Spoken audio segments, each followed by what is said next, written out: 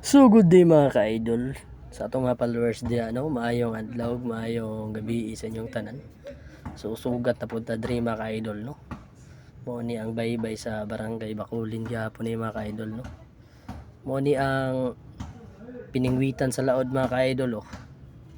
Tuna mga ka-idol, presko pa kayo or barilis.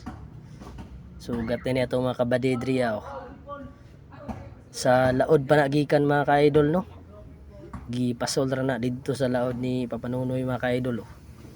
Estimated ang kabug-aton anak mga ka-idol no, naa sa 46 kilogram ang timbang ani, labas pa jud kayo og presko mga ka-idol no. Barilis sulbad ng sabaw-sabaw anak mga ka-idol no, pang bugas-bugas, palit og krudo kabawi-bawi na pod mga ka-idol no. Basta magkugi lang mga ka-idol no, naagay grasya. Pwede na siya pang sabaw, sugba, tuwa, kilaw mga ka-idol oh. Dayungan ay nasa tong mga kabady diha oh, hugasan sa nga na ka